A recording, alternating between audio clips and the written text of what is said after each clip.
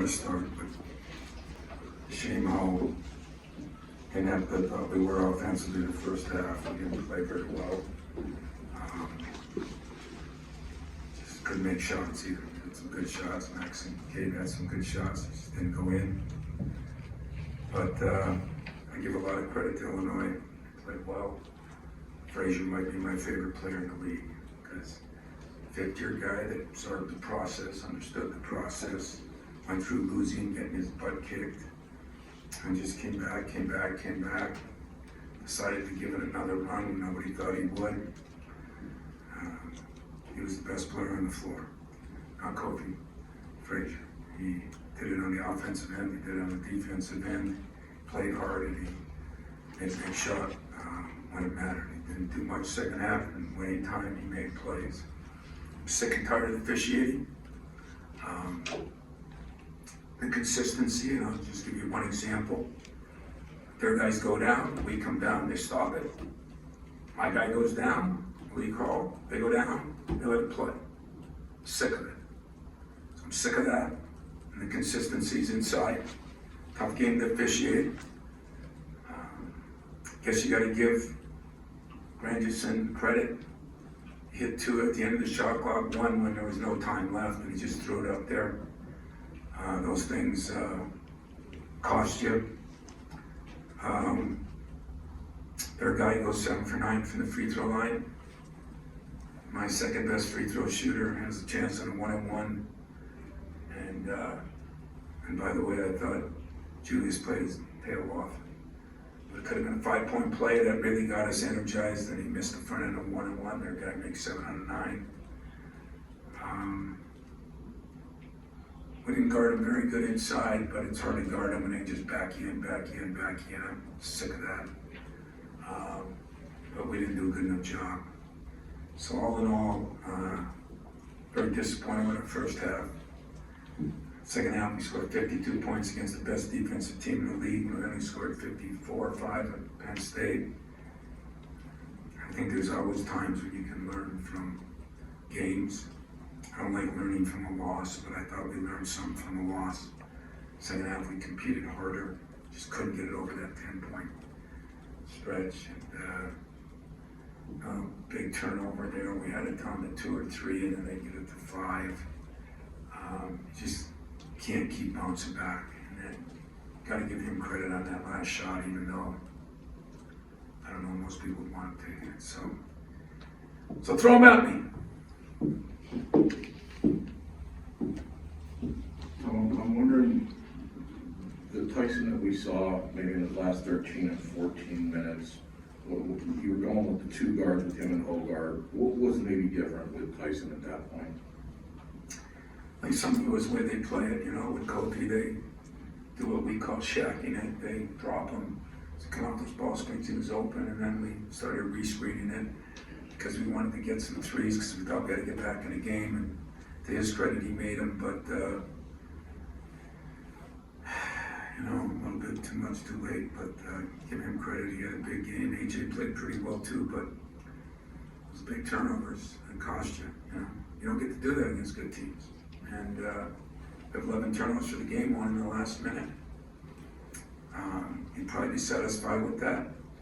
It was the first time we shot under 70%, almost second time we shot under 80% in the last 10 games from the line. And it just happened, Who'd ever think that we outshoot them from the field, outshoot them from the 3. We're the #1 free throw shooting team. Couldn't make a couple big free throws. Rebounds were decent, considering. The problem was we were going to double off of Granderson. We barely even got a chance to because he hit that first one before we started doubling. And give him credit, made the shots.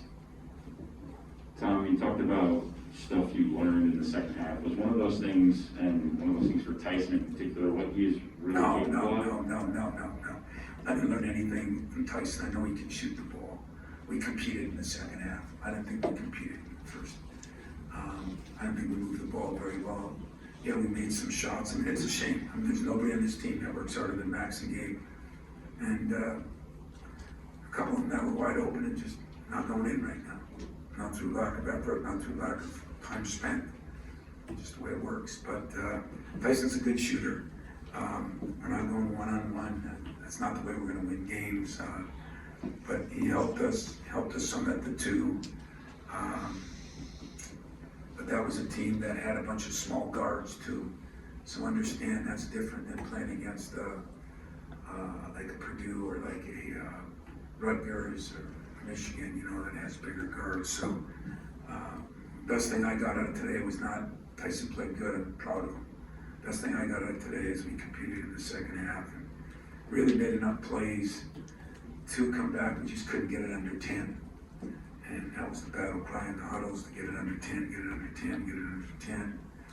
And that potential 5-point play. I mean, Julius is shooting 92% in the last 5 games.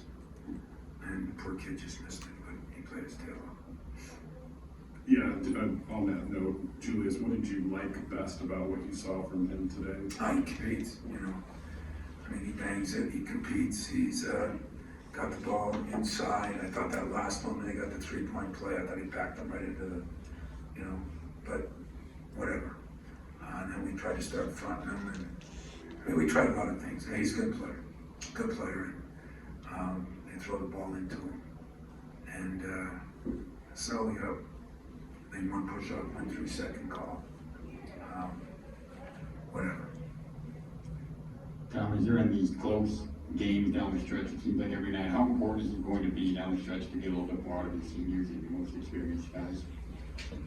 I think it's most important to get a little more out of our best players. You know, we have to get Max involved. In game, yes, we have to get him involved. But other than that, you know, we can't turn the ball over. Our margin for error is very small. We've all known that. I've known that all year. And we're turning it over 18, 19 times against Kansas. Margin for error was small. Same thing against Baylor, you know. We didn't turn it over as much. We're more successful. So we got to get a lot out of a lot of guys. But if we compete like we did defensively, I mean, they hit that big shot late, or they would have shot mid-20s from the 3. It's a pretty good 3-point shooting team. They would have shot in the low 40s, you know, and getting 3 layups on those freaking turnovers for touchdowns. I think defensively we're pretty good. Just not big enough inside, and neither are most teams. Tom, when you talked to us the other day, we were talking one and downtime. You kind of mentioned it with the competition and competing, and this question might be as tough as the loss. Was there anything you can isolate from this that you definitely want to take into tournament play? Yeah. Competition, compete. I mean, I just told our guys, I said, I got a lot of guys back that built this place on competing. In my humble opinion, we haven't. Is it because of youth? Is it because of physical and mental toughness? Is it whatever it is? But I don't think we've competed. I told you that at Penn State. I didn't feel any different. And so there's certain things the coach will put up with. I'll put up with every missed shot there is, especially when I know those 2 kids are in shooting every single day. There's certain things the coach won't put up with. And so publicly, you know, keep working on our shot. But we have to compete like that, which I thought we did a damn good job of most of today. Even the first half, I mean, I don't know what the percentages were, but it's not like they, you know, one guy shot the lights out. Was that a career high for him? Does anybody know? They don't realize it. Yeah, I give him credit. He made some big shots. He made a couple tough shots. That's why he win. Tom, obviously, Illinois went through a lot of down years there in the last decade. What do you think Brad has done to elevate that program and make them so tough? I think Brad has done a lot. I think he's done a hell of a job with them. I really do. And I think Kofi's helped, and you know, a guy here and there. But the straw that stirs the drink is Frazier, in my humble opinion. You know, if I could make a trade right now, I'd trade him for me. I'll go to Illinois. He can come here, coach, be a player coach. I just think he gets it. And I think that's because he's been through all the crap that most of these kids aren't going to go through because they're going to leave places, you know. He's been through it. He's been the common denominator there. He's been Brad's guy, Like Mateen was my guy. And when you got your guy that's tougher than males, that'll do it on both ends, you got something special. So I think Brad has done a phenomenal job. You know, we talk all the time. I think he's got a couple pretty good players, but he's got a warrior. And great teams that have a chance to get to the Final Four have to have a warrior, and he's a warrior.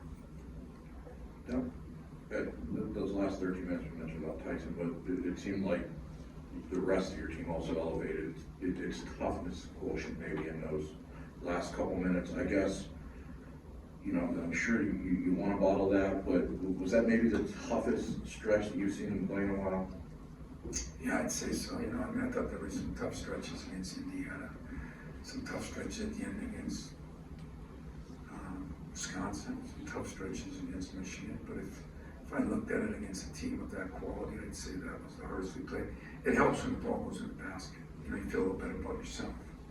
And for some reason, you know, we went from, I mean, unfortunately, ranked-wise, we're still right up there with the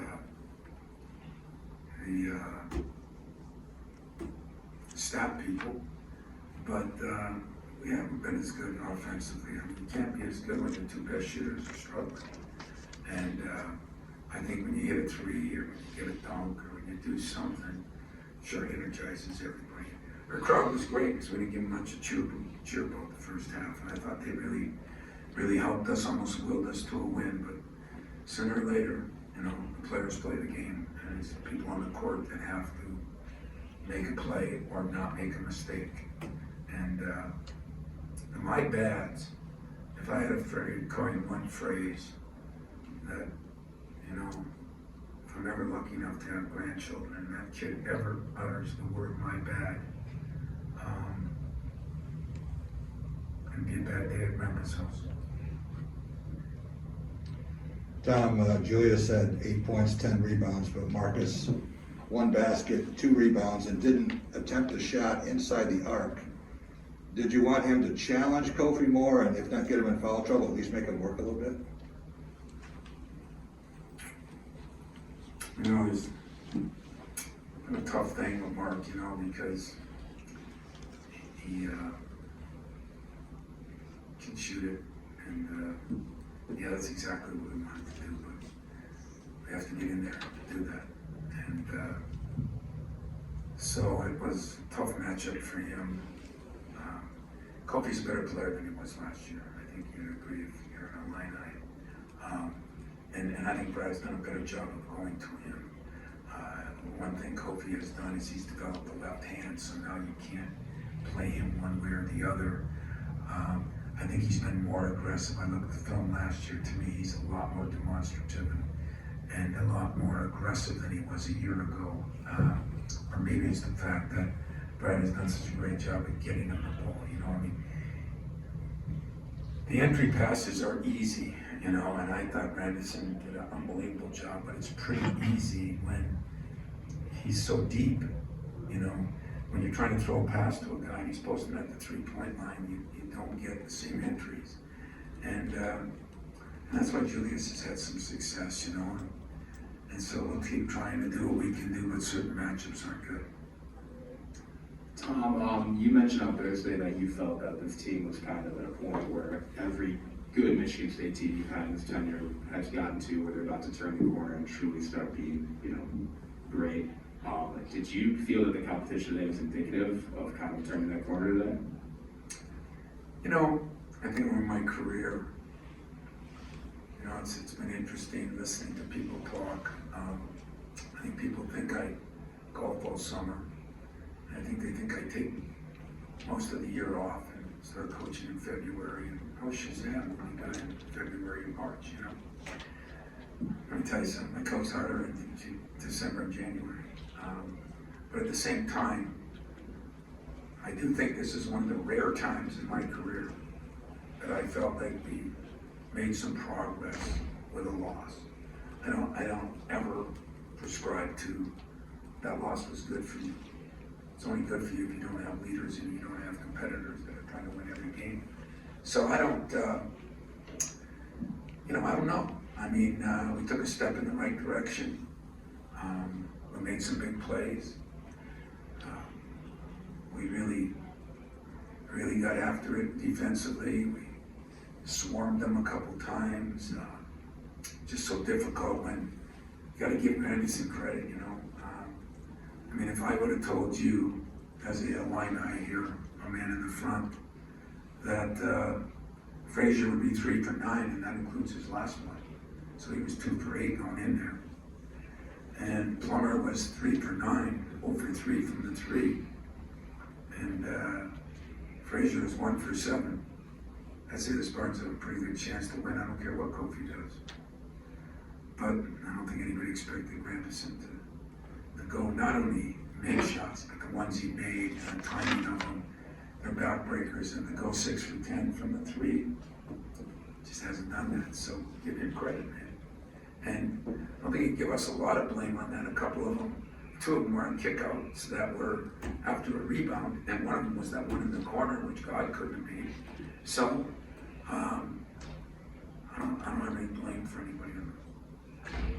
Tom, obviously you've been talking to us all year about consistency from a team standpoint and a player standpoint, and with Malik not having any points tonight, I'm just curious. Malik got hurt. You know, when my guy fell down, hurt, we just said, hey, let's just keep playing. The other guy fell down hurt, we said, let's blow the whistle, we'll learn the offensive end. I don't understand that, you know. But Malik was hurt. I think he was hurt a little worse than I thought. He said it after. He tried to suck it up, but he was not even close to the same guy. I mean, he took that 3 just to put a foot, you know. So shame on me or my training staff for that, because I didn't see what happened. Did anybody? Yeah. Said it was a pretty good sprint. Yeah. He twisted pretty good. Yeah, that was right in front of me. So I didn't see it. So I didn't know, but I didn't think he was the same most of the day. He wasn't as consistent as he's been. He's been maybe my most consistent player. But he didn't play good after that at all, and that created some problems for us too. I'm wondering how much in practice do AJ and Tyson get to play together? And I'm wondering, in terms of the things you see from a chemistry with those two, what you saw today, and if against other matchups you think it's something to turn to more? You know, guys, how do I say this? You know, there's a lot of one-trick wonders, and you know, certain teams we can match up with better. Certain teams like Rutgers, they just back their big guards in there, you know. But I thought Tyson did a good job tonight. He's not been, one of the guys hasn't been playing that good, you know. So the consistency again, but they have not practiced much together in practice because we're trying to get Peter a little more involved. And he didn't do a bad job. It just nobody can make a shot, and I don't know. I mean, I don't. It's going to take a lot of film watching this to figure out how you go from 22 to 52 points against the same team. So maybe it's something we look at. You know, Max and Gabe have been, like I said, but a lot of guys have been struggling to make shots. You know, I mean, Tyson wasn't making a lot of shots either. So will we do that? Maybe. But I don't go by the just change for a change, you know, and especially if I know those guys are working their tail off to get there. That's what I did, so. I think that's it. That's it. Thanks, Tom.